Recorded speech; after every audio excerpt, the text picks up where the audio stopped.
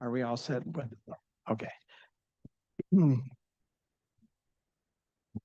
Call to order the Economic Development Committee. And Madam Clerk, if you would, give us the roll call. Commissioner Palomera is excused. Commissioner Baker McCormick. Here. Commissioner Peterson Mayberry. I'm present. Thank you. Commissioner Pinlock has requested an excuse. Commissioner Baydoun. Here.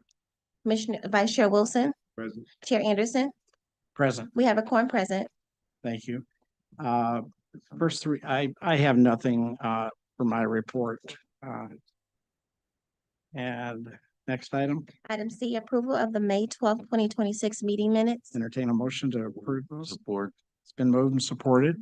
All those in favor of approving the minutes from May 12th? Aye. And supposed to be off. We. That item is passed. Minutes are approved. I have no unfinished business. Anything that you have, Madam Clerk? No. Chair. All right, moving on to the next thing on the agenda. Item E, new business number 1. Communication from John Wallace, Chief Financial Officer, Department of Management and Budget, forwarding a report listing all active county component units and identifying any component unit that was dissolved or otherwise determined inactive. Okay. We have those 3 items. They're all receive and file, I believe.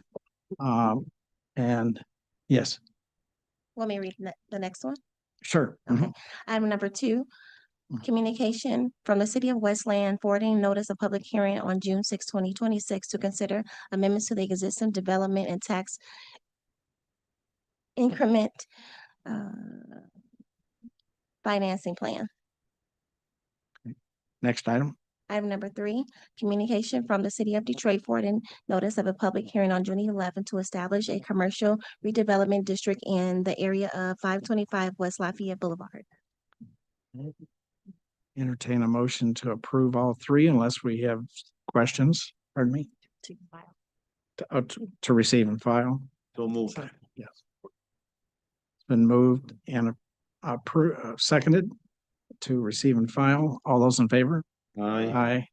Any opposed? Seeing none, those 3 items are received and filed. Madam Clerk, next item. Item number 4, requesting commission approval of a 2-year comparable source contract with 1 2-year option to renew with Detroit 2030 district. Okay, is there someone here for this item?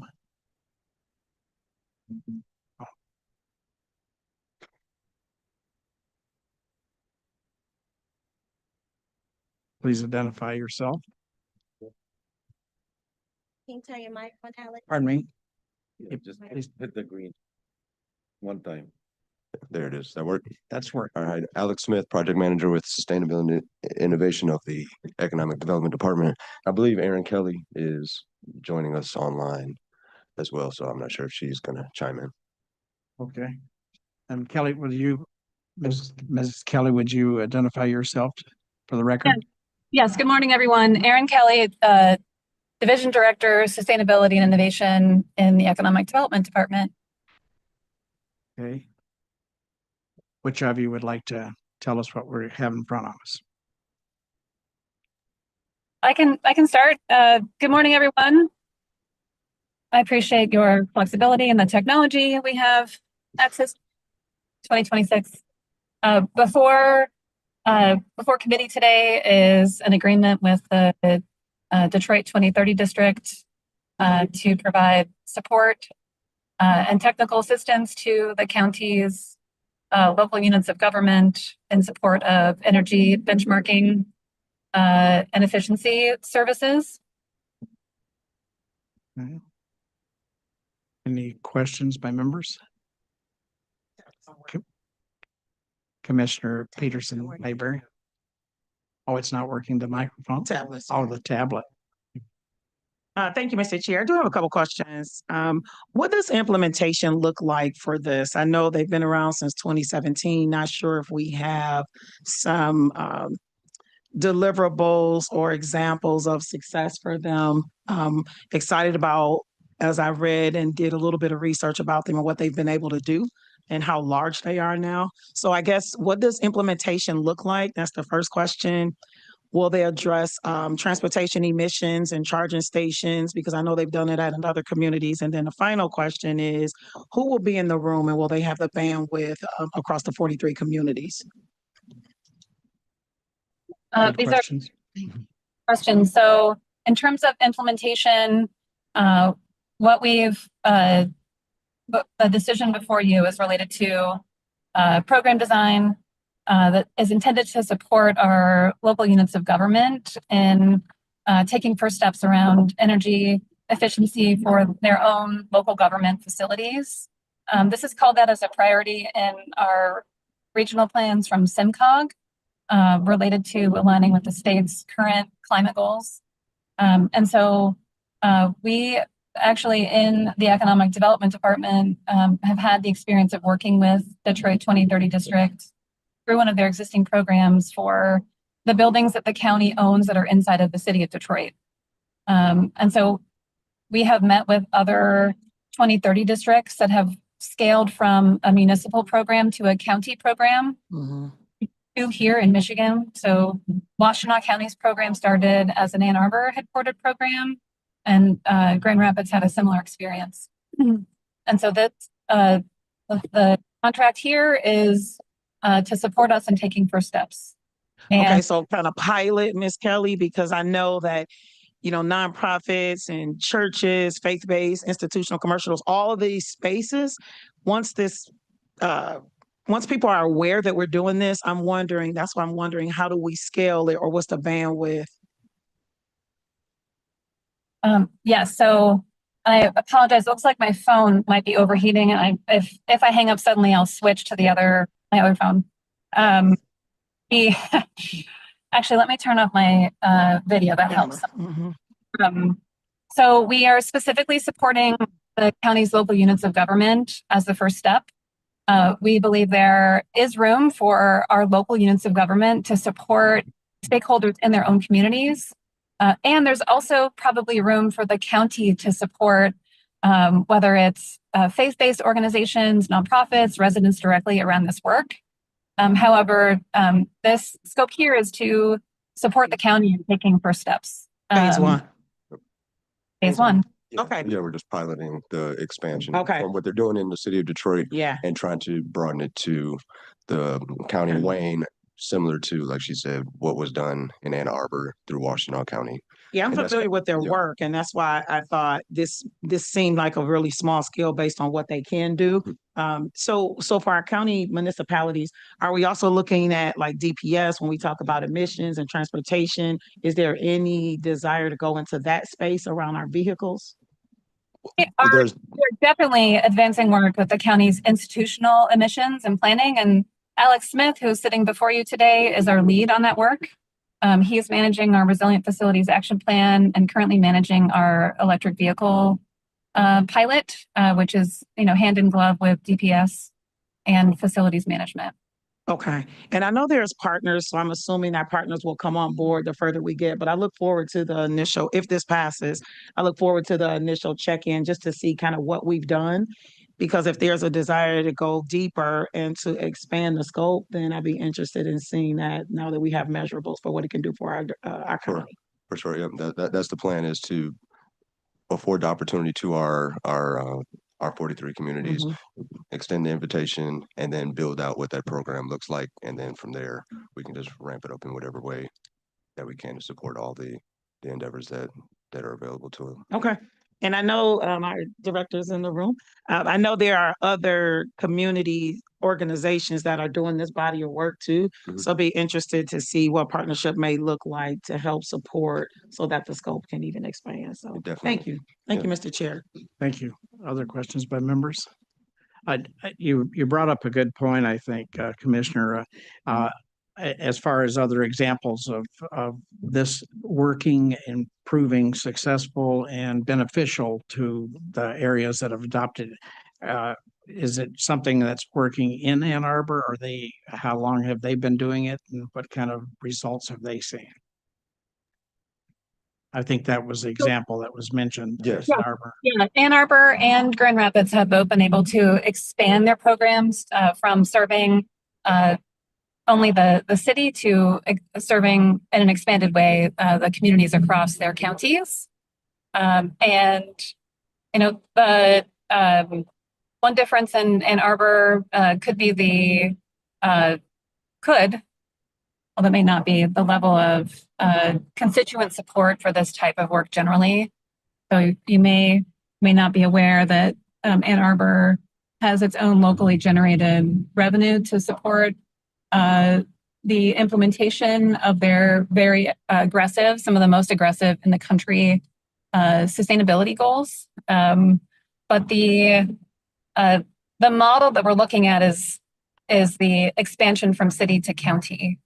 And Detroit is actually another great example.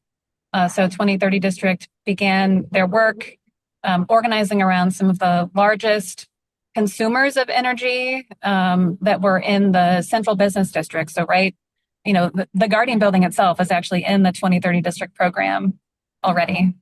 And as a participant in the program, one of the things that a building owner gains access to is a special data set and dashboard that DTE offers on a pilot basis through the Detroit 2030 District that allows the building owner or manager to track in complement with Energy Star some of the real-time energy usage. So this is very similar to what we are doing with the county's own institutional holdings. We take measure. You have to understand where you are before you can benchmark a change or an investment or a savings you're looking to create.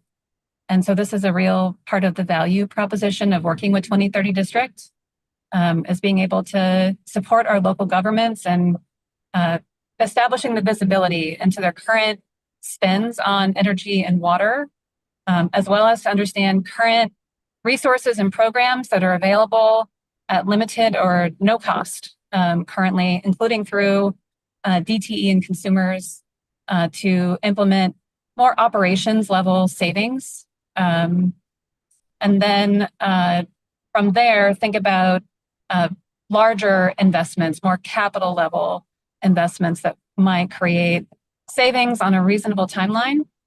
So Detroit went through this, and then they expanded out into they actually have an energy benchmarking ordinance now that requires buildings over a certain size to report their energy usage on an annual basis. They've been rolling this out for about the past year. But eventually, once you get your own shop in order, what we've seen in other communities is a move towards some, locally adopted ordinances that would come from our own local units of government. But we know that the state has set a mandate for full economy-wide decarbonization by 2050, and that here in Southeast Michigan and specifically in Wayne County, our buildings are a significant part of the emissions and the energy consumption, and in some cases the water consumption are the huge contributors to that. And so we are excited to be before you today with this contract for consideration. Do we have a timeline of when we need to see the amount of success of this program to make it worthwhile to continue? And I just wondered, when are we going to measure that, and what are we looking for in the measurements of success for this program that it's worthwhile to continue? Yeah, it's a great question, and something we're asking as well. So we've been running our Wayne Forward Technical Assistance Program since July of last year, so it's almost 1 year old. And through that effort, we convene our local units of government in person bi-monthly and offer virtual programming and opportunities in between. And what we see is that everyone works in government, and so everyone is prone to addressing surprising urgent situations. But through that program, we have consistent participation from some communities and opportunistic participation from others. And so we're actually using the relationships and communications infrastructure we've built through Wayne Forward to offer and drive participation into the program. So we are capable of supporting all of the county's communities in this work, but we expect to have about a third of the county's local units of government participating with the resources available right now. I'd love to come back to you in about a year and share an update that we were oversubscribed. All 42 communities raised their hand.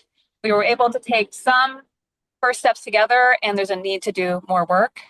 But I would say based on our last year with Wayne Forward, we're going to offer and promote and do our very best to connect every local unit of government to this opportunity. But we're not expecting everyone to participate. Okay. I appreciate that because I'm concerned that we're not going into something that's a feel-good type thing rather than something that's really producing a benefit to the county and for the taxpayers, what resources we're using for the program. And as far as the outreach to the local communities, I know we have 43 communities, and I'm wondering, has there been any outreach to them up to this point? Yes, yeah, we actually we had a discussion on energy management in our November Wayne Forward session that we hosted in Plymouth. Commissioner Dobb joined us for that, and I believe we had maybe on the order of like 12 communities present that day. We are all set up to launch, if this agreement is approved, to launch a virtual information session, and then also include this opportunity through our various Wayne Forward program activities and announcements. We have built out a pretty strong network of contacts in local government across the county who are sometimes located in the economic development function or role. Sometimes they're in more of a DPS role. Sometimes they are more on the planning side.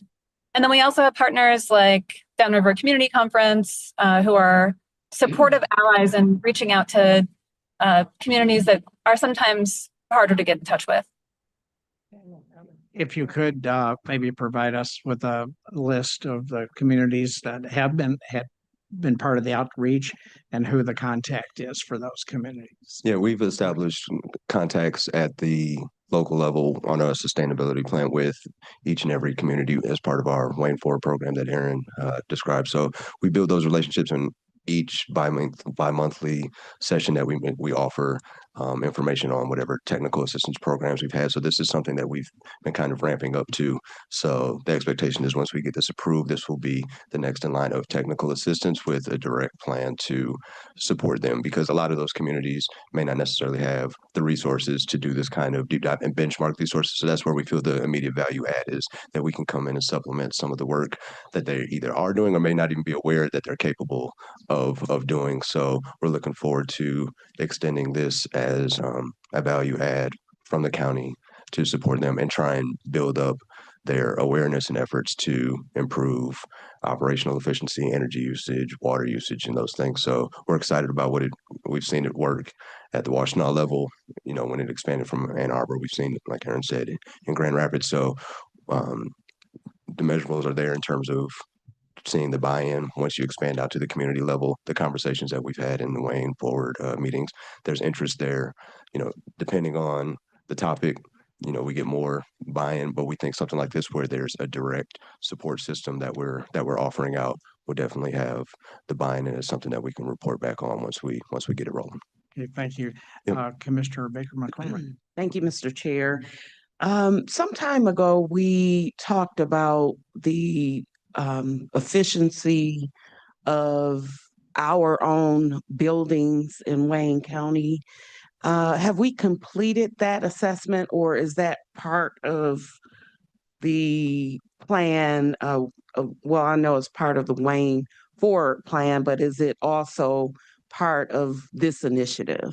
So that's the project that I'm leading, the Resilient Facilities Action Plan, which was just approved. The contract was just approved, I believe, two weeks ago in our session. So those. If I may, yes, we recently were able to kick off work on the Resilient Facilities Action Plan, Commissioner, and that is the work that Alex is leading and that is supporting our own institutional efforts to create some savings related to our energy and water usage, and look for opportunities to take advantage of existing incentives and programs that might best serve the county and its portfolio of buildings.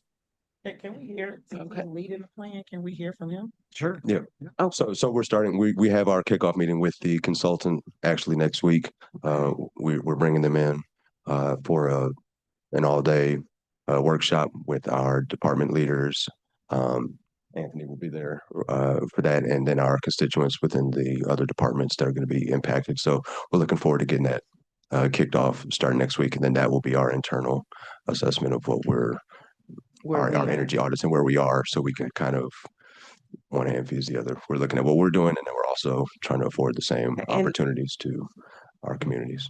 And so in that assessment, we were, I believe, looking at solar panels and using the rooftops for supporting, So energy. there's a couple things. So we're looking at the resilient. The solar is through a grant, the Community Energy Management Grant. And that work is tied to the Resilient Facility Action Plan, but we'll have different supportive services. And we are very excited to be advancing that work as well. And Did Mr. Smith, do you have something to add? That you'd like to add to that? It's pretty hard. It's pretty hard when I think someone's remotely and they're not Sure what's Yeah. going on. Yes, no. So the solar specific efforts they're all kind of feeding the same thing, but that is funded through our community energy management grant, the CM grant that was approved. So we will be getting those specific studies through another consultant to do solar feasibility studies. But then part of the energy audits, they will be looking at across the board energy consumption opportunities for projects, which may include solar as well. So it's all driving towards the same goal, but we just have some different avenues in terms of funding to specify where those projects are maybe going. would it be possible in a couple of months from now to give us a Definitely. early report on how things are going? Definitely. Okay. Thank you, Mr. Smith. Sure. All right. Any other questions from commissioners? Seeing none, entertain a motion to approve item 4. It's been moved and supported. All those in favor? Aye. Aye. That item is approved. Thank you, Mr. Smith. Thank you all. Next item, Madam Clerk. Item number 5, requesting commission approval of a subrecipient agreement with the city of Taylor.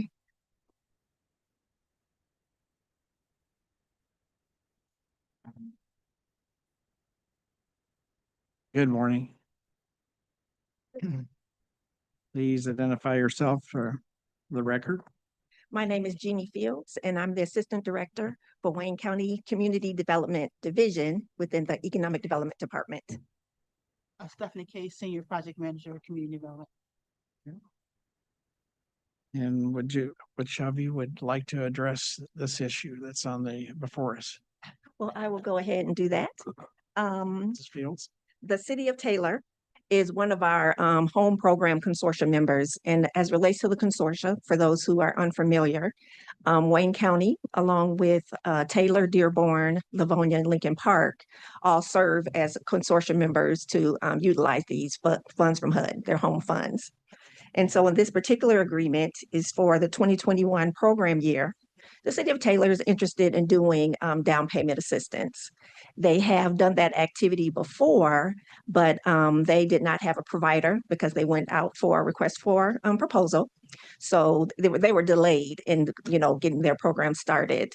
So they have procured National Faith Home Buyers, a very predominant leader in this field, and they also process Wayne County's down payment assistance applications, but they procured them to do their program. So they're very excited about getting started. So that is the agreement you have before you. And so with the funds, they have also embraced the up to $40,000, which the commission approved for us to process applications for assistance. So they have embraced that as well. So they are proposing that in this agreement. And so we're just excited for them to move forward because I understand that there's a lot of interest in homeownership in Taylor and they're reasonably priced. So they could find residents for their city utilizing this program. Is this in a position to expand to other communities? I'm not sure if the city of Inkster has ever applied for any of these funds. Well, fortunately, communities like the city of Inkster, Riverview, River Rouge, they fall within the Wayne County program. So individuals that are interested in those communities, they can go straight to National Faith Home Buyers and receive assistance under the Wayne County program. Okay. Any other questions by other members? No other commissioners with questions? All right. Thank you very much for being here. Entertain a motion to approve that item. Item 5. It's been moved and supported. All those in favor? Aye. Anyone opposed? Thank you. It's been approved. Item 5. Thank you both for being here. Thank you. Mhm. We have another item. Oh, that's the next item. The next two are theirs.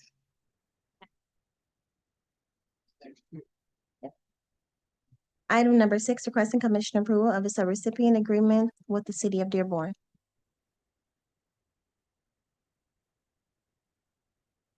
Although I'm ready to, can you give us a overview on that issue?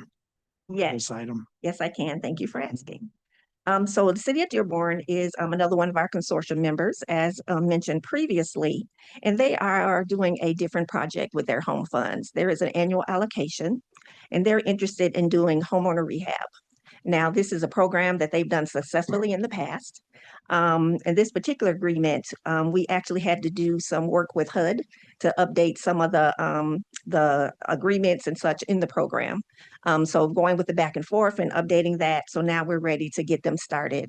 Our understanding is they do have a wait list for the homeowner rehab program. So they are ready to get started. Another excited community. Happy to see this on the agenda today. So according to the documentation, with this funding, which is about $566,000, they anticipate doing about 6 homes. And the amount of the assistance will not exceed $90,000 per property. Who oversees that on the local level? Is it their housing department? Correct. Maybe actually entitled Community Development.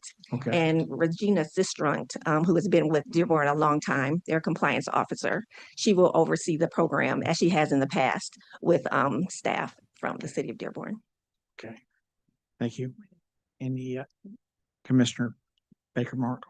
Thank you, Mr. Chair. This is a great program, and we need it in every community. Because it just reminds me, I a couple years ago was wanting to help put fencing up for some residents. And for some reason, we weren't able to use county-related funds. And I'm just wondering how this program is set up differently to support individual homeowners. And you said up to 90,000 per homeowner. And how did you come up with like that amount for this program?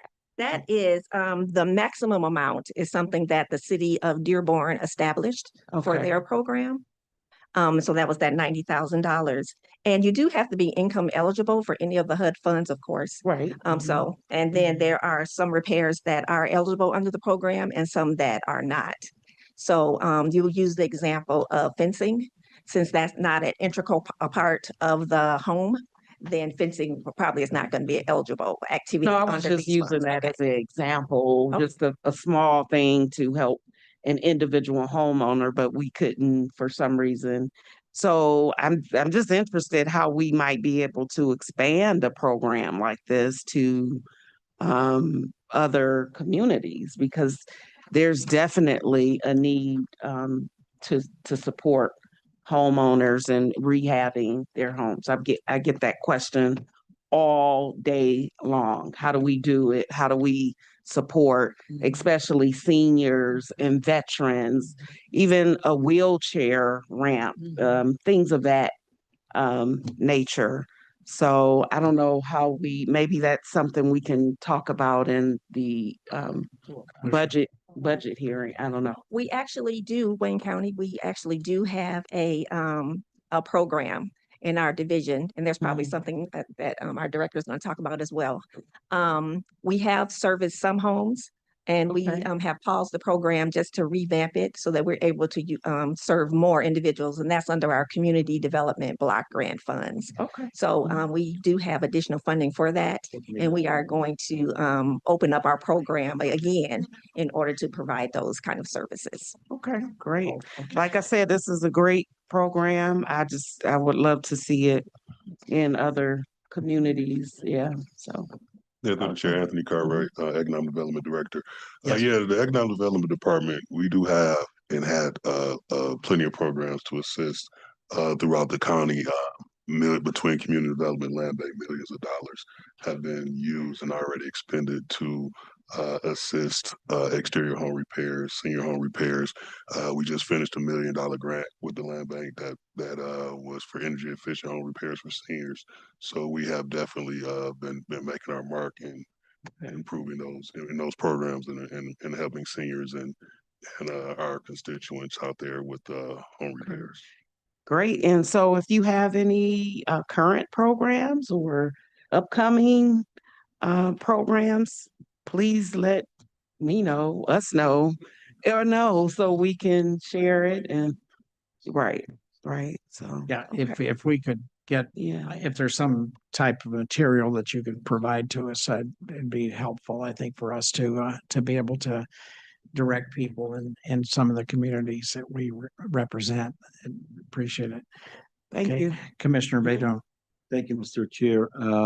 Just for the benefit of those who are listening, these 90,000 in Dearborn, I believe this covers expensive ticket items such as roofing, heating and cooling, concrete, lead base abatement, things of that nature. And if the property gets sold, I believe they have to pay back most of it, or is it prorated? There is a lien on the property, as you stated, and it is prorated. It is prorated. So, Correct. and For the after period of 10 40 years years. or 15 years, It depends on the amount of the lien. So if it's over $40,000, it will be 15 years. okay. I believe they have a similar program with Wayne County. I've had some residents take advantage of that. They also replace roofing, heating and cooling, windows, things like that. Obviously, all of this is income based. That is correct. And Yeah. that was through our Wayne County's Community Development Block Grant Funds. Perhaps we can include this in our newsletters, Yeah. to our districts. I think the benefit to getting information from these folks, it gives us something to work with to get the word out in newsletters or I know about the community program meetings. as a real estate broker, so I know about it. Oh, I know that's why you know. I know that's why you know. Why you don't know? You real estate Okay. broker. Okay. Any other questions? Any other questions by members of the commission or the committee? I think we're now, at number 7? No, we need- 6, okay. I will make a motion to approve item number 6. Okay. Been moved and supported. All those in favor? Aye. Aye. Anyone opposed? Seeing none, item 6 is approved. Move on to number 7, Madam Clerk. Item number 7, requesting commission approval of the subrecipient agreement with the city of Dearborn. Oh, here we are, Mr. Badun. Thank you. Keep them coming. Keep them coming. They hang out. Yeah. Well, if you would, briefly explain this particular one, if there's any differences or? There are no differences other than this is an additional year funding. The first request was for program year 2020, and so Okay. this is for 2021. The amount of funding is a little bit different, but other than that is the same program. And they do have a waiting list for the program. So they won't have any problem extending using both years of funding for that particular program. Okay. Any questions by commissioners? Seeing none? Motion to approve item 7.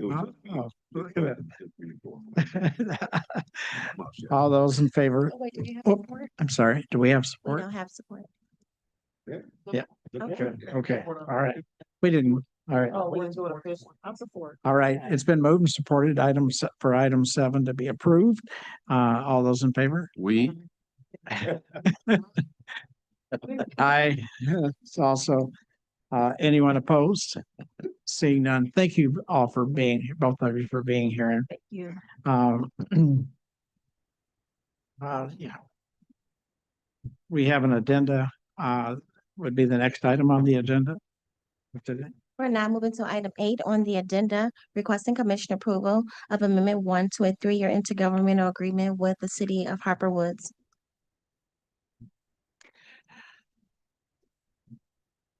Please join us and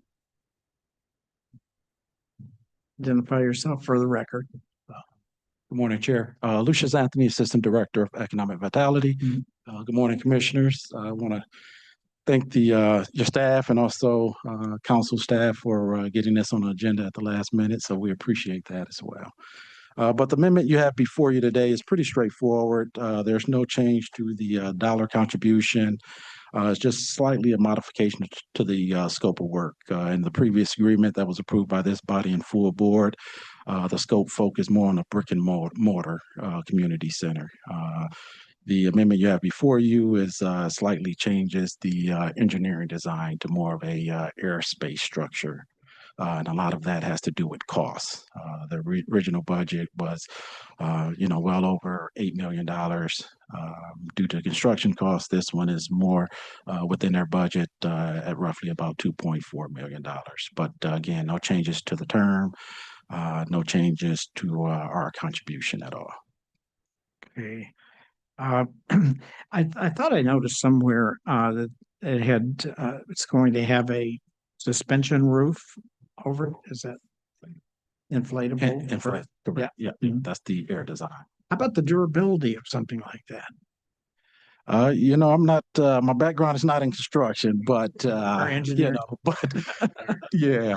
But again, throughout, Wayne County, there are some inflatable domes, right? I believe in Canton, right on Michigan Ave, Livonia, kind of 275. So, again, I'm assuming you can get a few years out of it. Yeah, I know there was one in Livonia that was destroyed a few years back, or about 10 years ago, and let's hope there's some thought been given to how long that type of construction will last. But anyway, any questions by members of the commission? Seeing none.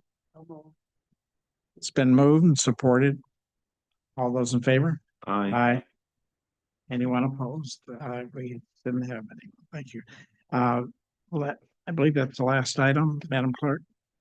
We are now returning to the agenda. Item F, such other matters as may be properly submitted before the committee. I have nothing. Anyone, have you, Madam Clerk, received anything? No. Okay. Anyone in the audience? I don't know if we're on to public comments yet, but next item. Item G, public comments. Anyone in the public from the committee room that's present would like to ask a question or make a comment? Seeing none. Chair, there is Anyone online? There's no one online. Okay, thank you. So next item is adjournment. Support. Thank you. Thank you. Wait a minute. There you go. Angelique. Angelique. Rainey, just mute.